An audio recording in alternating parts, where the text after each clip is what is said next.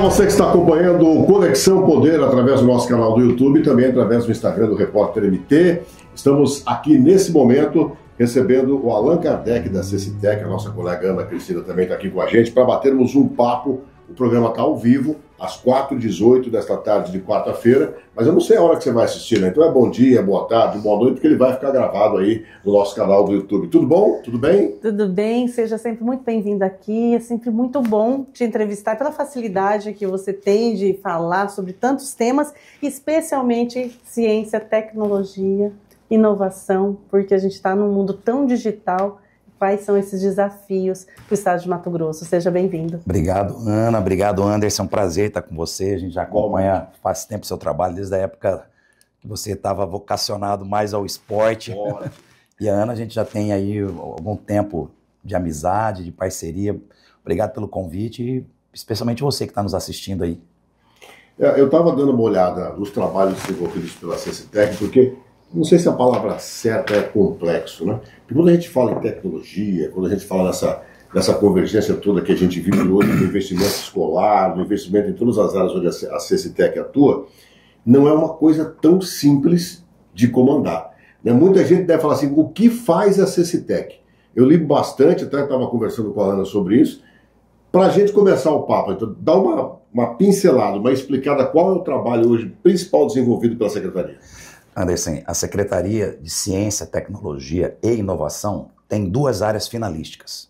A primeira, ela nasceu para que a gente pudesse ampliar a oferta da educação profissional e tecnológica lá no início do século, isso há 23, 24 anos atrás, no governo Dante ainda, nos últimos anos do governo Dante de Oliveira.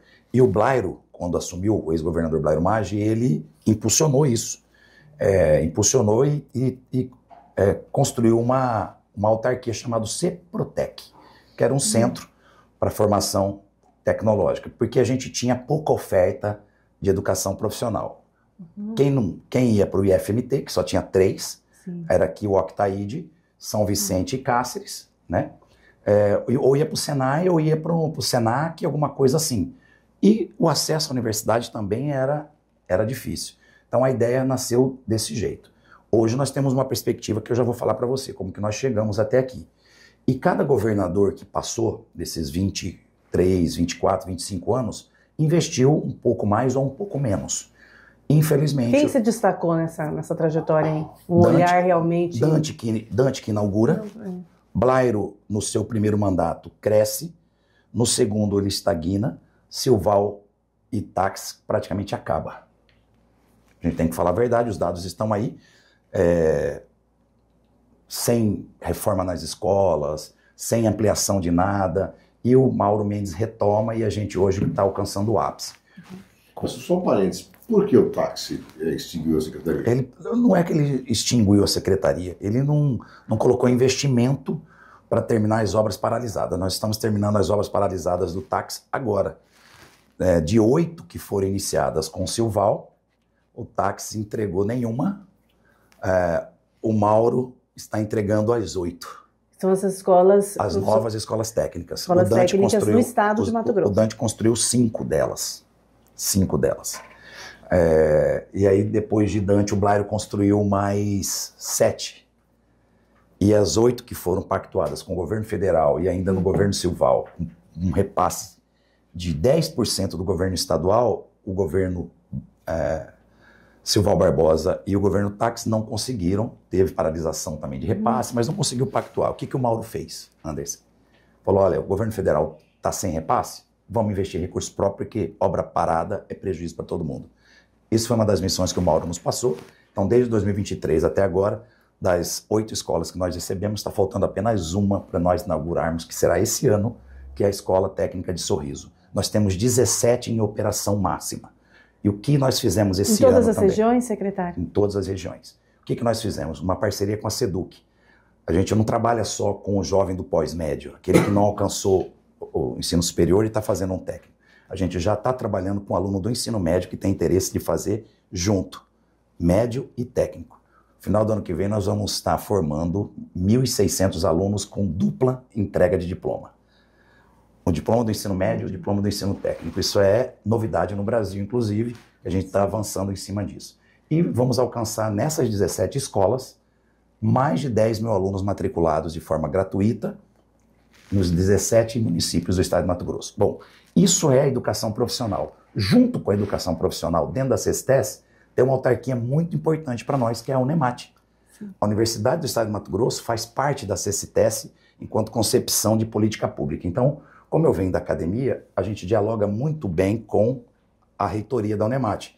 Esses nossos alunos tendem a ir para a UNEMAT facilitando a sua vida na vida profissional. Um exemplo, um técnico de enfermagem da CESTES tende a fazer enfermagem na UNEMAT. Um técnico em edificações tende a fazer engenharia ou tecnólogo em construção civil. Um técnico em informática tende a ir à computação na universidade. A gente está tentando dialogar nesse sentido e a SEDUC tem ajudado muito a gente nisso. Bom, educação profissionalizante. Essa é uma das funções da CESTES. Ok? Outra função que ela nasce lá no governo Pedro Tax, que coloca o izinho da CECITEC, agora é CECITES de inovação, mas não se tinha política pública desenvolvida com regularidade. Tinha nome, mas não tinha ação. Uma superintendência que fazia muito, mas nós conseguimos com o governo Mauro aprovar a criação de uma secretaria adjunta que trabalha em inovação. Hoje nós temos uma pasta de inovação, temos uma pasta de captação de recursos, startups, novos negócios, e o Parque Tecnológico do Estado de Mato Grosso, que estava paralisado, obra de 10 anos, estamos prestes a inaugurar. O que é esse Parque Tecnológico? O Parque Tecnológico, o seu ambiente físico está em Várzea Grande, no Chapéu do Sol, na cidade universitária. Um sonho para Várzea Grande, Parque Tecnológico. Acho que para o estado todo, né? Um sonho para Várzea Grande. E o Parque Tecnológico ele vai fazer a união entre a indústria, ou setor privado, a academia, que são as universidades, em pesquisas, informação de mão de obra, e o governo, que somos nós, que a gente chama de tríplice hélice. E agora, novíssimo, a quarta hélice, que é a sociedade. O parque é um hub, onde vai estar unindo as pontas. A necessidade da indústria, acabei inclusive de sair de uma reunião com o Silvio Rangel, presidente da Federação das Indústrias. A FIEMT faz 50 anos e a gente vai ter uma programação na inauguração do Parque Tecnológico com a Federação das Indústrias lá. Inaugura quando? A ideia era para a gente já ter inaugurado o parque. Infelizmente atrasou a obra de acesso do parque, que é uma obra de responsabilidade da prefeitura, que a prefeita atual lançou a obra. A gente acredita com muita tranquilidade que em setembro a gente vai estar operando o parque. A obra do governo do estado já alcançou 90%. Nós já estamos nos móveis planejados. Encerramos alvenaria, encerramos elétrica, encerramos climatização. Estamos montando os ambientes. Quem vai estar nesse parque tecnológico? As empresas de base tecnológica do estado de Mato Grosso ou o setor de inovação das indústrias. Vou dar um exemplo. As indústrias de energias renováveis e biocombustível, como por exemplo a Barralco, que é uma grande indústria nossa. O setor de pesquisa laboratorial, pode e deve estar lá. O setor que vai cuidar da parte digital, que precisa de um bom computador, aliás, um supercomputador, velocidade de internet, proteção de dados, programadores, eles vão estar lá. O IFMT tem já um espaço garantido, porque o IFMT tem uma parceria com Oslo, a Universidade de Oslo, internacionalizando a nossa atuação, com uma fábrica de software, programadores e profissionais de produção de software para a agricultura. Tem uma parceria já com a Bom Futuro, para que a gente teste os robôs que vão detectar as novas pragas. Uma outra coisa, Ana e Anderson, que está ouvindo. Esses robôs, outro parênteses, que vão detectar as novas pragas, já estão aqui, virão? Que projeto é esse? Esses robôs já estão aqui, 2 deles já estão em experiência no campo, parceria IFMT, Universidade de Oslo e Bom Futuro. Esses robôs eles vão estar adaptados nos drones em pouco tempo. Os drones já estão fazendo um trabalho de observação mais próximo das lavouras. Quando eles fazem a dispersão dos defensivos, eles fazem a 15 centímetros. Ou seja, muita eficiência, diferente de um avião agrícola, que faz uma parábola e espalha agrotóxicos, espalha defensivos. Já está sendo usado onde? Em várias fazendas já estão sendo utilizadas, mas especialmente em Campo Verde, na experiência com a produção de algodão da Bom Futuro. Mas temos drones já para tudo, então a gente quer ser referência em drones, não só para agricultura, mas também para o monitoramento aeroespacial e mitigação de espaços de áreas degradadas. E o drone precisa de algumas situações, especialmente o jovem programador que vai decolar o drone do seu escritório. Então toda essa questão do meio ambiente é importantíssimo, né? Mitigação de danos ambientais, experiências como, por exemplo, a mineração sem mercúrio.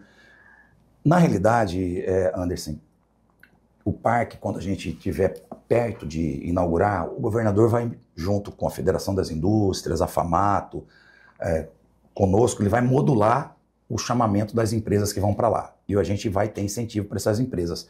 O espaço onde nós estamos são 17 hectares. Fora o nosso, que já está ocupado, vai inaugurar 3.900 metros quadrados, com receptivo, com tudo. Nós vamos fazer um parcelamento desse espaço e convidar as empresas a ganharem terreno lá dentro para construírem os seus espaços nesse ambiente onde ela vai ter. Será esse dado? Além do terreno, incentivo no âmbito do ISSQN da Várzea Grande, já está na plataforma da prefeita IPTU e nós, do Estado, modulando com a SEDEC, os incentivos que a gente já tem, mas agora a gente vai modular eles para empresas, indústrias, empresas de serviço na área de inovação. Mato-grossenses, brasileiras, isso, internacionais? Especialmente as mato-grossenses. E as internacionais e nacionais que nós já estamos em diálogos estão vindo para cá. Como, por exemplo, a Lenovo quer se instalar aqui. Como, por exemplo, uma negociação que já está na mesa do governador para que as empresas âncoras do Parque Tecnológico de São José dos Campos venham para cá também. Quais são? Embraer, Nestlé, WEG. Isso vai ajudar demais, vai ser grande. Esse contrato com a Lenovo tem que pé. Esse contrato com a Lenovo está nas fases de negociação ainda. Inclusive tem uma contrapartida da Lenovo, que provavelmente quem vai tomar essa decisão é o governador. A Lenovo quer montar o computador, e um supercomputador está na ordem de 15 a 20 milhões de reais. Seria um data center de alto nível, para que a Lenovo pudesse se instalar e ter oportunidade de fazer negócios, porque daqui a pouco, substituindo os aviões ou competindo com os aviões agrícolas, os drones precisarão de plataformas para manipulá-los. A Lenovo quer ser, por exemplo, essa plataforma. Né? E, secretário, isso vai impactar muito na economia do município de Várzea Grande e da Baixada? A obra em si, Ana, já faz um impacto grande. São mais de 25 milhões de reais investidos lá, então a gente recolhe os nossos impostos lá em Várzea Grande, isso já gera uma receita para Várzea Grande. Mas qual que é a ideia? É que a gente possa virar essa chave conceitual da indústria de Mato Grosso, especialmente a agroindústria, que a gente seja conceituado não só como vendedores de commodities, mas como um estado que produz tecnologia. Isso é algo que a gente precisa fazer.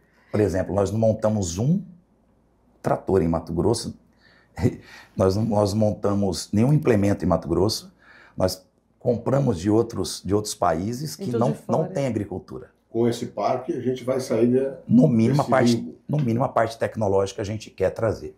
Vou dar um spoiler aqui para você, de primeira mão. Nós queremos ter aqui um laboratório, uma pista de teste para conversão de motores das máquinas agrícolas de diesel para etanol. Imaginem isso. Você é produtor de milho, de soja, de seu milho vira etanol.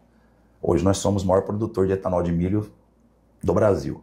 Imagina se você produzir o seu combustível para as suas máquinas agrícolas e você não vende as suas máquinas agrícolas, você converte os motores dela. A gente já está trabalhando com isso, a Embraer e a Universidade Federal, do Laboratório de Sinop, com a Federação das Indústrias. A partir de setembro? A partir vai de deixar setembro. O mercado nosso agro ainda mais competitivo. Né? Agro em Mato Grosso vai já modificar, está aqui no mundo. Vai modificar o conceito. Vai modificar o conceito. Vai escalar ainda mais. E a ideia é que a gente tenha startups, que a gente tenha chamamento para os programadores, para os jovens programadores, A ideia é que a gente tenha um escritório de negócios para isso. É isso que eu ia te falar para você, você que é bacana. Hoje a gente tem falta de mão de obra para atuar com toda essa tecnologia do agronegócio. Com o trabalho da Secretaria, pelo que você disse aí, essa mão de obra já está sendo formada aqui para atuar nesse mercado. Sim. E isso, Anderson, foi a primeira missão que nós recebemos do governador. Quando vem uma indústria para cá, uma empresa, eles pedem, óbvio, incentivo fiscal, buscam recurso, querem a área, logística, mas eles esbarram no humano, eles esbarram na mão de obra. Por todo o esforço que o Senai tem, a gente tem que falar disso, o próprio IF, a universidade, mas são esforços pontuais. Vou dar um exemplo aqui. Canarana está explodindo. O que falta em Canarana é mão de obra de operador de máquinas agrícolas, porque as máquinas agrícolas agora elas são operadas com joystick, com programas de GPS, tudo climatizado, e o operador ganha 10, 12, 15 mil reais. Nós, da CCTS, estamos com uma turma lá para formar 15 operadores, vamos formar mês que vem, uma encomenda lá em Canarana. Nós estamos repetindo algo parecido em Alta Floresta, com uma questão da biodiversidade de Alta Floresta. Secretário, quando você fala uma encomenda, o prefeito ele pode estabelecer esse diálogo com você, Alan, é o seguinte, meu município, eu estou percebendo essa demanda, me ajuda a pensar numa solução? Não só o prefeito, como a empresa. Nós somos acessíveis à empresa e ao prefeito. Obviamente que a nossa ligação com o prefeito, e aí já um caso de querência é a questão da prefeitura, Câmara de Vereadores, nossa relação política com eles, a gente manda uma equipe para lá para fazer a checagem logo daquela informação. Aquela informação aconteceu, volta, a gente autoriza se estiver dentro do nosso orçamento. Se não estiver dentro do nosso orçamento, a gente manda para a Casa Civil. O Fábio Garcia, ele vem dessa área, ele é da indústria e autoriza. Hoje nós estamos com 12 municípios fora dos 17. Nós temos 17 escolas técnicas espalhadas, que fazem esse papel já organicamente. Aí a gente já tem agora turmas em 12 municípios fora dos 17. Então a gente está com 29 municípios hoje sendo atendidos, cada um deles com a sua vocação. Falei de querência de pilotos, de máquinas agrícolas. Canarana. Canarana, mesma coisa, mas Alta Floresta. Alta Floresta, uma outra questão da biodiversidade da Alta Floresta. Cacau, café e extração da castanha do Pará. Então a gente está trabalhando na bioeconomia local. Aqui em Cuiabá, tecnologia da informação, alta performance nos programadores. Barra do Garça, a área da saúde e dos receptivos turísticos. Então, a gente conseguiu mapear o estado conforme as demandas de cada uma das regiões. Que é mais turística, mais tecnológica. Isso tudo vai baixar custo lá na ponta? Sei lá, o cara vai produzir o motor, vai produzir o etanol, mas hoje a gente tem tudo isso muito caro. Esse preço vai baixar também? Esse é o desafio, Anderson. A reunião hoje com o presidente da Federação das Indústrias foi para ele apresentar o custo Mato Grosso que a indústria paga por algumas questões. Logística e dentro do custo Mato Grosso está a mão de obra, a específica, que o empresário muitas vezes tem que importar essa mão de obra. E nós trabalhando nisso, um pouco mais de velocidade, e nós fizemos um pacto com os ofertantes de curso de capacitação, IFMT, 20 escolas, vai para 23 agora, Senai, Senac e CCTS, nós não sombreamos mais, onde o Senai já está estabelecido, por exemplo, mecânica pesada, construção civil, a escola da CCTS não oferece isso, é o Senai, a não ser que o Senai não tenha naquela cidade. O IF oferece, o Senac oferece muito curso na área do comércio e do serviço. Então nós fizemos um mapa do emprego e renda e os 4 grandes ofertantes ofertam aquilo que a gente consegue fazer sem sombrear. E ainda tem muita coisa para ser feito. E essa muita coisa para ser feito, a gente está trazendo a iniciativa privada, inclusive com possibilidades do próprio governo pagar para a iniciativa privada atender uma demanda específica. Bom, aí eu vou te colocar uma preocupação nessa história toda. Você citou governadores que deixaram de fazer muita coisa por essa área. Você citou governadores que fizeram, depois pós eles não fizeram, e que agora o governador Mauro Mendes retomou e deu esse impulsionamento todo. Ano que vem é ano de eleição. Mauro está sendo cotado para uma vaga no Senado. O substituto dele é o que muita gente está dizendo. O eleitor não pode errar. tem que colocar no lugar do Mauro alguém que pelo menos dê sequência ao que o governador está fazendo. Na sua opinião, próximo governador do estado que assumir, pode fazer isso andar ou vai entrar no descaminho de novo? Já vai deixar tudo amarrado para independente de governador? Eu não tenho dúvida com relação a essa resposta. A gente não pode errar. A gente não tem margem para erro. A gente precisa fazer a manutenção daquilo que está dando certo aos olhos de todos os mato-grossenses. Nós estamos inaugurando a escola de Sorriso. 14 anos parada. 14 anos parada. Nós vamos inaugurar o Parque Tecnológico. 11 anos parada. E essa política de expansão, com cuidado, o Mauro e o Otaviano Pivetta, que acompanha para e passo as nossas ações, olha, vai abrir turma se tiver realmente demanda. Então a gente tem todo esse cuidado para não acontecer o que já aconteceu no passado, da gente abrir uma turma com 40 alunos e terminar com 2, 3. Isso não existe mais e a gente é cobrado pela eficiência. Então eu acredito que a população de Mato Grosso já está madura para conseguir escolher essa situação. E o Mauro saindo para governo, ele vai deixar o seu sucessor no governo. Eu estou tranquilo para falar isso, o Mauro saindo para uma disputa eleitoral para Senado, quem assume é o Otaviano Pivetta, que está com ele desde o primeiro ano do mandato, que foi prefeito da cidade, que é expoente nisso que eu estou falando. Lucas do Rio Verde. Investimento em educação profissional. Lá tem todos os ofertantes lá em Lucas do Rio Verde, que é uma das cidades inovadoras do estado, que eu vou falar depois.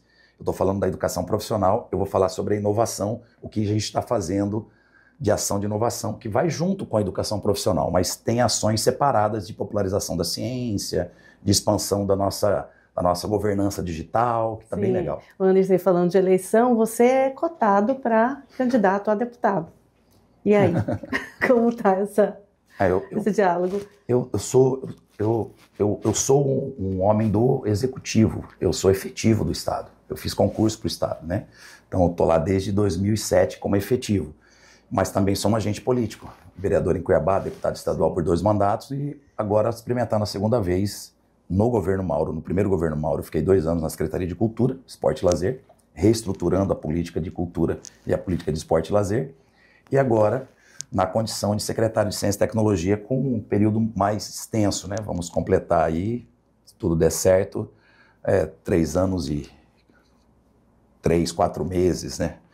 Mas o nosso nome está sempre à disposição. Faço parte hoje de um grupo político que o deputado Max Russo lidera. Ele mudando de partido, você muda também? Muito provável que a gente siga junto, em que pese eu tenho uma proximidade muito grande também com o Otaviano Pivetta. Eu vim do PDT com o Otaviano, né? A gente ficou um tempo lá, presidiu o partido, enquanto ele foi o vice-governador em 2018. Projetamos a campanha dele a governador, depois teve a unidade com o Mauro. Eu estava no PDT com o Otaviano, eu tenho uma linha brisolista, minha mãe também, professora, então a gente tem muito a ver. Você é doutor em cultura, né? A gente tem muito a ver, mas eu milito politicamente junto com o Max Russo, que faz parte desse grupo que dá sustentação para o governo Mauro Mendes e Otaviano Pivetta. Tá aberto, então temos outra preocupação, né? Porque, para dar sequência, quem começou o trabalho foi a sua administração como secretário. Se você precisar se descompatibilizar para ser candidato, tem uma outra preocupação aí, de quem virá para dar sequência, porque, setembro é a previsão de começar. Entrega... O Parque Tecnológico. Parque Tecnológico, que é o que vai dar o bom que está todo mundo esperando. Depois, vocês entregam isso, o trabalho continua, e aí de uma maneira mais arrojada. Talvez sem o Mauro no governo, talvez com você saindo candidato, e aí? Hoje nós temos 3 secretários adjuntos e temos superintendentes fantásticos. Hoje, o nosso secretário adjunto de administração sistêmica experimentado, o Anderson, quase seu xará, foi secretário de administração em Várzea Grande, é um matemático, um cara fantástico, um cara do planejamento estratégico. Ele está preparado para assumir, inclusive ele é o meu ordenador de despesa. Nós temos o secretário adjunto de Educação Profissional Tecnológica Superior, que foi prefeito 2 mandatos em Campo Verde, que é o de Morvan Brescancin, um servidor efetivo do IFMT, 12 anos diretor do IFMT São Vicente, 10 anos diretor do IFMT Primavera do Leste e implantou o IF Primavera do Leste Ele é o nosso especialista em educação profissional. E temos o terceiro secretário adjunto, que é o Rodrigo Bruno Zanin, ex-reitor da Unemat, ex-presidente da Associação Brasileira de Reitores e é o meu adjunto de inovação. É um professor especialista em drone, inteligência artificial e monitoramento aeroespacial. Eu estou muito bem servido. Fora a nossa superintendente, nós temos a superintendente de avaliação institucional, que é a professora doutora Albéria, do IFMT, a maior especialista de Mato Grosso em materiais de construção civil. Ela é a doutora Cimento. Então, professora doutora... É ela que mexe com essa história do cimento feito à base de algodão aí? Também. Também? Ela tem laboratórios de experimentos de cimento, de concreto. Nós temos o professor doutor Ederson, nós temos... Enfim, Anderson, eu estou muito animado com a CESTES porque a gente pegou um terreno fértil que talvez precisava dar uma mudada só na questão de organização e colocar o time para saber o que está fazendo. Então a gente está colhendo muitos frutos. A gente se anima mesmo, porque eu estava lendo, antes de entrevistar, eu estava lendo todo o trabalho que vocês realizam. Você vai ficando animado. Essa história mesmo do tijolo feito à base de algodão é algo que vai ficar barato para nós aqui, porque algodão quase não tem aqui, né? Quase não vê algodão, ao contrário. E deixa eu te dar uma notícia, tá? É tijolo feito com base do rejeito do algodão. É aquilo que fica agarrado. Sobra, é o que seria descartável. Aquilo que fica agarrado na hora da colheita do algodão. Então, é mais especial ainda, porque aquilo ali ia para o descarte, virou cimento. E tem mais. Vou dar outro spoiler aqui. Nós estamos com uma experiência, aí é o Senai, uma experiência de jeans desse rejeito. Esse mesmo rejeito. Jeans, calça jeans desse rejeito. E a gente quer trazer a moda, né, Ana? Você que é da moda, né? O que falta pra gente aqui? Nós vamos fabricar jeans aqui do rejeito do algodão. A partir de... Tá na experiência com o Senai. Era algo assim, né? A gente tá tem junto. Criatividade, tem o algodão. Imaginou? Né? Falta unir Imaginou isso um jeans sustentável? Nossa, um mercado de moda Retira da grade de colheita do algodão. O prefeito Alexandre Lopes de Campo Verde é um gigantesco lá. Ele está fazendo isso junto. Inclusive, ele quer fazer uma Semana da Moda lá em Campo Verde para falar sobre essa questão do fio à moda, né? Secretário, a gente está em época também, né, vivendo esse mundo digital de educação à distância. Como tem funcionado a educação à distância? Recentemente nós tivemos aí toda uma discussão sobre que cursos cabem, não cabem, até em que medida a educação à distância também aqui em Mato Grosso está tendo efeito, está tendo adesão. Ana, para ter educação à distância, você precisa ter acesso à internet. Para ter educação à distância, você precisa estar alfabetizado digitalmente. Então, o MEC fez certo. O MEC fez certo em puxar o freio de mão, porque estava assim, uma farra de diplomas. E aí, a educação à distância, uma empresa lá do interior de Minas, pode vender para nós aqui numa plataforma. Só para quem está assistindo a gente aqui, que o MEC, essa é uma decisão recente, o governo Lula, uma decisão bem recente, acho que dessa semana, se não me falha a memória, deu um basta nos cursos EAD. Medicina, que foi um dos mais... Proibido, direito. Direito. Então deu um basta no solução agora, as regras mudaram para isso. Mas eu sou entusiasta, tá? Especialmente dos cursos de especialização, da segunda licenciatura ou segunda graduação. E eu sou também defensor de alguns cursos híbridos. Você tem um tempo, você vai para a sala de aula, mas não os 5 dias da semana, as 200 horas, né? 200 horas por ano. Tem alguns cursos que você consegue. Nós, por exemplo, da CESTES, o ecossistema, IF, Senai, Senac, a gente trabalha sala de aula e, querido, leva a tarefinha que está lá no seu tablet e aí a gente pode falar o meu xará que a gente pode falar o meu primo rico, que é o Alan Porto, da Seduc. Nós já universalizamos os tablets, né? Isso nós estamos falando de 400 mil alunos. Então, dá a ferramenta para o aluno. Em todas as escolas com internet. Não tem como você exigir, né, de uma família em vulnerabilidade, muitas vezes, que ele tem um tablet, mas quando você olha fornece só que coisa a ferramenta... interessante, né? Proibido sala de aula. Eu sou professor de sala de aula, sou filho de professor de sala de aula. Concordo plenamente. Guarda, não leva, mas quando você vai estar na sua casa, antes de você ligar a sua rede social para você entrar em alguma outra coisa, dá uma olhadinha lá o que tem para você trabalhar, né, na educação, e tudo gamificado, na linguagem do jovem. Então, eu acredito que o freio de mão correto, nós do Conselho Estadual de Educação, o professor Gelson Menegatti, que é presidente do Sindicato das Escolas Privadas, professora Ana de Renzo, ex-reitora da Unemate, professora a Adriana Tomazoni, eu estou lá. Nós também temos esse mesmo pensamento. A gente não pode precarizar e não pode virar uma prostituição de diplomas. Isso é ruim, né? Mas, ao mesmo tempo, a gente está aí com possibilidades. A UFMT lançou vagas para a segunda graduação. Nós, junto com a Unemate, queremos lançar a segunda licenciatura para os pedagogos da rede estadual. Então, a gente tem condição de fazer. Um pedagogo que está em sala de aula, 20 anos dando aula, ele não precisa voltar para o banco para fazer língua portuguesa. Mas ou ele tem história, toda uma geografia. base, né, que o coloca em condições de... O que a gente quer oferecer para esse pedagogo? Você que é pedagogo da rede estadual, da rede municipal, já já nós vamos ter novidades boas para vocês.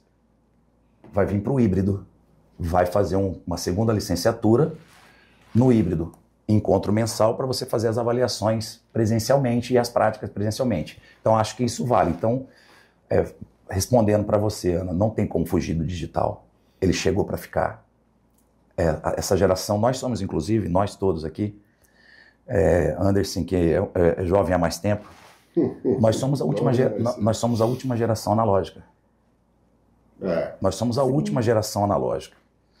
Eu gosto de carros colecionáveis, como diz Paulo Araújo, né? Não é carro velho, nem antigo. Minha mulher que fica grilada com esses carros. Ele tem alguns, né? O Paulo tem. Ele tem alguns. O Maverick dele dá conta do que eu tenho lá e sobra. Mas meu primeiro carro, Anderson, foi um 147. O meu também, coincidentemente. Quando eu instalei um toca-fita auto-reverse, era tecnologia, você não precisava tirar a fita para... Hoje, meu filho de 18 anos não sonha o que é um toca-fita. Sabe o que é a fita, quando desenrolava assim, enrolava e a gente não conseguia, perdia a fita. Realmente, é outra geração e que a gente precisa olhar para ela com muita atenção, né? Porque você precisa... Hoje a gente conversando aqui com o presidente da CDL, era justamente dessa experiência de consumo, que hoje o jovem... ele tem esse universo digital, da compra digital, mas não vive a experiência de ir na loja.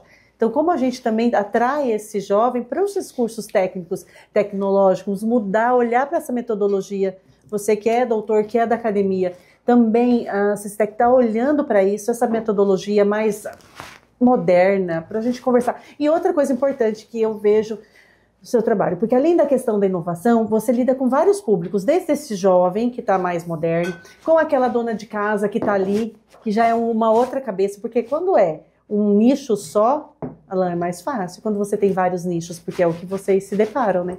Exatamente. São várias situações. Inclusive, vou exemplificar para você.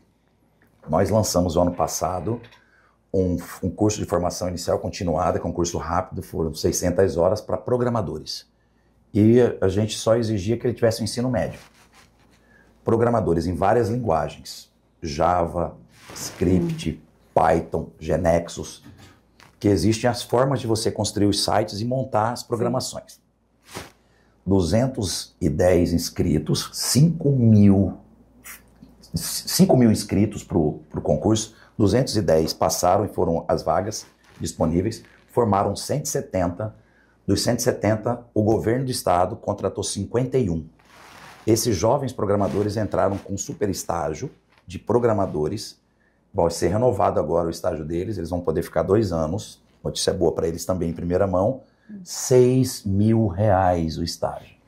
Um estágio no IEL, em qualquer lugar, um estágio de graduação, é um salário mínimo máximo que se paga no estágio de graduação. No estágio de pós-graduação, quem está fazendo especialização, são R$2 mil. Um estágio de um programador de ensino médio, R$6 mil. No mercado, quando ele estiver formado, depois de 2 anos conosco, se não absorvermos, ele for para o mercado, já como programador sênior, não é master ainda, ele vai estar ganhando R$15 mil. Um jovem. E às vezes ele olha, não vou para a faculdade. Mas se ele se ligar e vir para cá e ser engenheiro de software, ele vai ganhar 40 para começar. Então o mercado digital não tem como competir. Ok? Então nós lidamos com esses super especialistas de ensino médio, tá? E sabe o que nós lançamos agora, Ana? Tem uma turma em Várzea Grande. Outra turma lá no São Gonçalo, Beira-Rio, e uma turma em Santo Antônio, uma turma em Chapada. É um piloto, Muxirum Digital para idosos. A SEDUC já está no 3º ano do Muxirum, que é uma busca ativa para quem ainda não se alfabetizou, para se alfabetizar. Muito legal. Nós pegamos e adaptamos para o digital. Abrimos as turmas, idosos, e tem turma que não chegou todo mundo idoso, são 40 alunos, a gente pega aí o jovenzinho de 50 anos, não tem problema. Alfabetizar nisso aqui. A maior concentração de golpes de internet está no público de idosos, nos aplicativos, nos links chupa-cabra, do Zap. Então, olha só. Até no Tinder. Exatamente. Até no Tinder. A CCTS lida com jovens programadores, nessas linguagens todas que eu te falei, e com idosos que não conseguem ainda se alfabetizar digitalmente. Exatamente, o desafio é maior. Alan, a gente falou só das maravilhas, mas nem tudo são flores, né? É óbvio que a gente está falando aqui das coisas boas. Muitos percalços existiram e muitos percalços existem hoje ainda. Qual é o principal desafio que você tem frente à Secretaria para que as coisas andem mais rápido? Nós temos um Conselho Estadual de Educação, que agora a gente está junto lá, que a gente precisa superar as barreiras. Quando a gente vai abrir um curso, não é simplesmente eu ir no município, um curso técnico, tá? Ou um curso um curso superior. E olha, essa é a demanda, vem para cá, eu contrato os professores e abro. Eu preciso ter um processo de autorização. Eu preciso ter um processo aprovado pela Câmara do Conselho. Eu preciso, depois que foi autorizado, abro o curso. Depois que ele foi aprovado, eu consigo diplomar. Então, tem todo esse processo burocrático que hoje o Conselho Estadual de Ciência e Tecnologia, o Conselho Estadual de Educação também está se modernizando e tá mexendo com isso. Mas quando nós entramos, Anderson, nós tínhamos 210 processos de autorização que não teve como fazer, e essas 210 processos tinha turma já formando que não ia ter diploma, ou turmas que formaram que não tinham diploma porque não tinham autorização. E aí?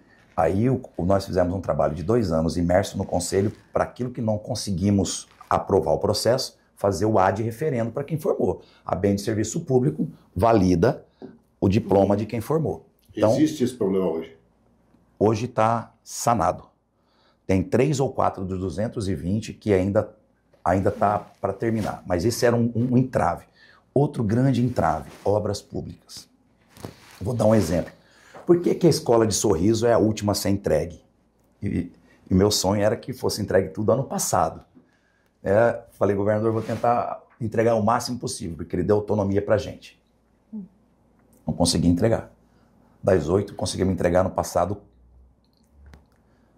5. 3 ficou para esse ano e a de Sorriso vai ser depois do Parque Tecnológico, não é escola, vai ser lá para o final do ano. Mão de obra, Anderson. Escola grande, obra de 20 milhões de reais, 12 salas, 8 laboratórios, ginásio, poliesportivo. Chega na época da safra, o terceirizado da fazenda que vai fazer a colheita, ele vai lá nos canteiros de obra e fala assim, qual é a sua especialidade, Anderson? Eu sou eletricista. Você ganha quanto aqui na obra? Eu estou com 3.500 carteira assinada e tem hora extra, eu vou te pagar 7. Você fica 3 meses comigo. Ele larga o canteiro de obras da construção civil e vai para a safra. E às vezes o terceirizado da fazenda contrata esse cara e vai levar para outro lugar. O nosso empresário que está lá, ele montou um alojamento lá para 80 operários. Ele já teve uma rotatividade 3 vezes, já levou 240 funcionários para Sorriso. Então, esse é um grande entrave, mão de obra para a construção civil, por 2 motivos. Período de safra, concorrência grande, e os períodos, esse ano foi ótimo, Pantanal, eu sou pantaneiro, quero que continue chovendo, mas para a construção civil, choveu, canteiro de obra paralisado. Então, isso é um detalhe que é difícil a gente conseguir avançar. E por último, isso é bem tranquilo de falar, porque eu sou servidor efetivo também, nós estamos dentro de uma máquina estatal. Tem toda uma burocracia. Diferente de você estar num terceiro setor, no Senai, numa iniciativa privada, onde você tem ali uma velocidade para agir. Hoje eu tenho, por exemplo, a gente cobra um pouco mais, tem ouvidoria. A gente excede um pouco mais, tem tem o Ministério Público, Tribunal de Contas, as contas precisam ser aprovadas, o orçamento precisa ser aprovado, precisa ser liberado, os processos licitatórios precisa passar para o CONDES, a Cefaz. Então tem todo um aparato estatal que não adianta o governador. A gente faz uma reunião até... Quero para ontem. Estamos bem legal com isso. O governador, ele vai no detalhe. Então, isso aqui está aprovado, isso aqui você não vai dar tempo de fazer. Isso aqui, então beleza, está aprovado o seu orçamento. Até isso virar concreto para valer, eu tenho que passar, é natural, passar pela PGE, passar pela Cefaz, empenhar, liquidar, pagar. Então existe isso e sempre vai existir. Agora, eu não vi, olha que eu estou desde 2006 no Estado como efetivo, eu não vi ainda um período que as coisas andassem nesta velocidade de eficiência como tem andado. Mesmo assim, nós vamos entregar uma obra que foi retomada com bastante energia em 2023, a gente já tinha 50% dela tocada quando eu entrei, nós vamos entregar no final de 2 anos de muita intensidade, uma obra que eu acreditava muito que a gente ia entregar em 12 a 16 meses. Que obra é essa? Que é a Escola Técnica de Sorriso. Esse é um ponto interessante, o assunto, o papo a gente tem, né? Ele vai falando, eu já fico com vontade de visitar, você não fica, Anderson? Eu já quero ir pegar a estrada. Mesmo, então, né? É o que eu falei, só de ler, porque nós mesmos, jornalistas, a gente tem esse hábito, CCTEC, o que agora não é mais CCTEC, né? CCTEC, né? Agora é CCTEC, tá vendo, Gordo? Você acertou. A gente não tem esse hábito, a gente olha para a Secretaria de Fazenda, a gente olha para isso, mas quando chega nessa área, nós mesmos, tanto que eu fui ler e comecei a ler tudo sobre essa secretaria. Ciência, tecnologia, inovação. E eu gosto disso, eu gosto de tecnologia, eu gosto de ciência. E aí eu comecei a ler, eu buscava uma coisa, entrava em outra, buscava uma coisa, entrava em outra, falei, caramba, o papo com o Alan vai ser maior do que eu imaginava. Deixa eu dar uma moral para vocês do jornalismo. O que também faltava bastante dentro da secretaria era uma área, um setor ser valorizado, que é o setor de comunicação. E hoje a gente tem um profissional fantástico, que é o Theo Menezes, está aqui me acompanhando. Ele é servidor efetivo lá da Prefeitura de Cuiabá. Referência na comunicação. Nós trouxemos ele, nós solicitamos a cedência dele para a Prefeitura de Cuiabá. Quero aqui agradecer o prefeito Abílio, que já está perto de renovar, inclusive, a cedência do Theo.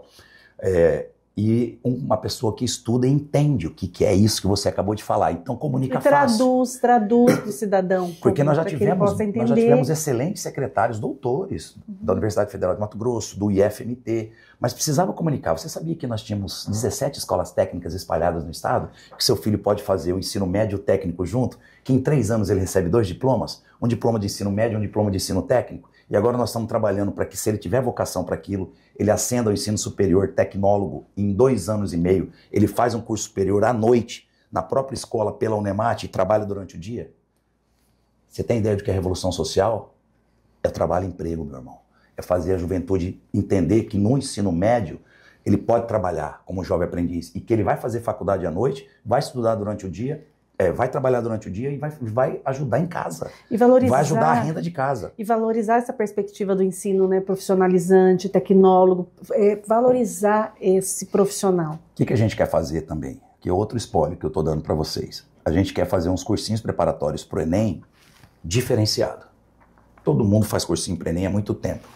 Né? O Wilson Santos fez quando foi prefeito, o Cuiabá Veste. Tivemos a mesma lembrança. Né? O que a gente quer fazer? Um curso de 300 horas, imersivo, aí é presencial, mas que ele vai, e ela... Quer fazer ou vai fazer? Vai fazer. Nós vamos fazer. Vai se preparar por Enem, só que esse vai ser um cursinho tecnológico. O que vai acontecer no final do curso? Vai receber um diploma. Vai receber um diploma de gestão em tecnologia. Porque na hora que a gente for falar de matemática, não vou falar de matemática só para o Enem, vai ser matemática financeira, educação financeira, contas a pagar, contas a receber, fluxo de caixa, quanto custa a hora do ar-condicionado ligado, quanto custa a hora do banheiro. Nós vamos trabalhar uma gestão em tecnologia e administração de vida. A gente quer, ao final do Enem Tech, do Enem Tech, a gente dá um certificado para esse aluno, porque nem todos vão passar no Enem, mas eles podem melhorar a sua vida ali. Quando vai ser isso? Vamos lançar aí nos próximos dias. Porque já falou do spoiler, a gente já quer saber quando. Nos próximos dias. Será todo para o 2º semestre, né? Mas com com simulado online e com pesquisa. Nós vamos ensinar eles a pesquisarem, estudarem na inteligência artificial. Eles vão baixar uma IAzinha aberta e vão poder perguntar e fazer simulados para a inteligência artificial. E vão aprender a humanizar a inteligência artificial para eles tirarem dúvidas com relação ao Enem. Mas nós queremos direcionar eles para a vida. E uma outra situação muito legal, a gente tem discutido isso, inclusive com o vice-presidente do Conselho Estadual de Educação, o Alex. O Enem serve para validar o ensino médio, vocês sabiam disso? O jovem não terminou o 3º ano, está lá no 2º ano, não conseguiu fazer, está trabalhando, mas ele fez o Enem. Se ele alcançar 50% da nota do Enem, ele pode requerer ao MEC e ao Conselho Estadual de Educação o seu diploma de ensino médio. De conclusão. Porque o Enem significa Exame Nacional do Ensino Médio. Então, a CCTS quer ofertar um curso de 300 horas com base tecnológica, que vai sair uma certificação, ele vai sair profissionalizado com essas 300 horas e validação do ensino médio também. É usar a vida inteligente a favor dessa juventude que está cada vez menos indo para o Enem. Agora, atenção, a juventude precisa querer, né? É isso. Esse é um ponto importante, porque tem tudo isso à disposição e às vezes é o que o Alan falou. Vai fazer uma matrícula, matricula 40, termina 2. Precisa o pai fazer o filho se interessar, que é para ter acesso a todas essas coisas aqui. As alternativas. Vou voltar de novo ao tijolo lá, a base de... Você gostou disso, né? Ele está apaixonado pelo tijolo. Porque nós vivemos no estado quente.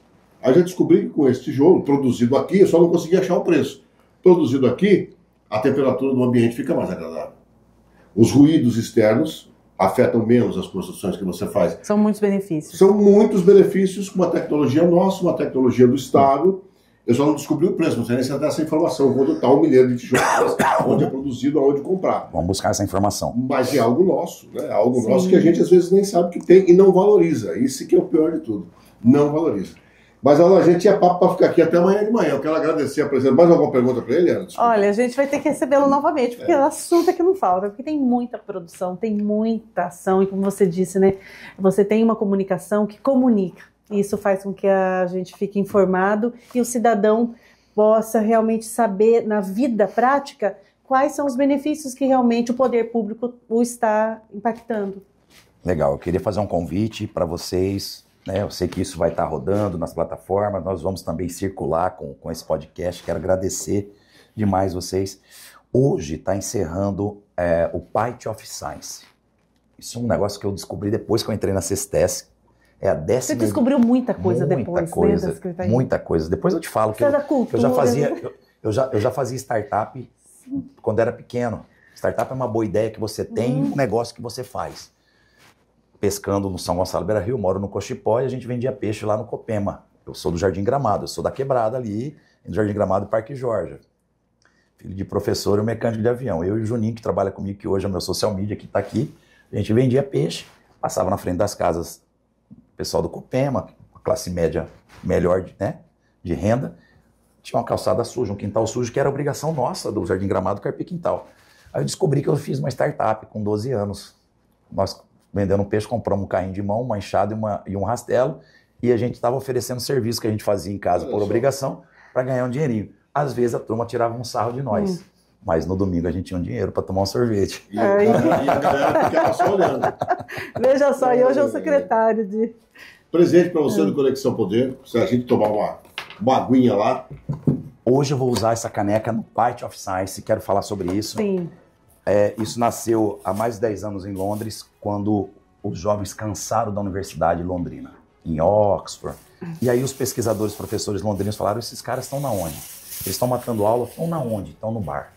Então nós vamos começar a dar uma aula no bar também. Olha só. E levaram para o bar. Essa experiência foi patenteada, depois foi para a Bélgica, para a França, para a Alemanha, para o Canadá e chegou no Brasil.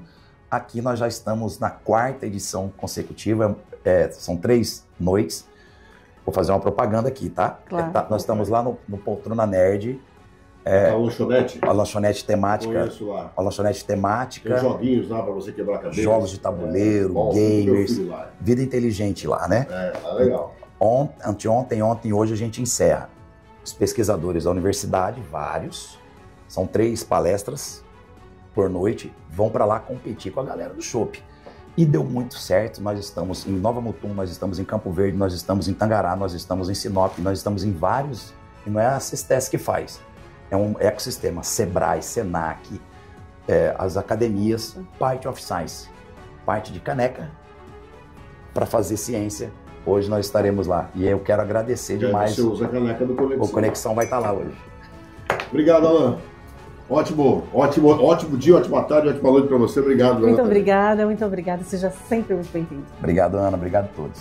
Bom, está terminando mais um Conexão com Medo. Até o nosso próximo encontro. Beijo, tchau. Até lá.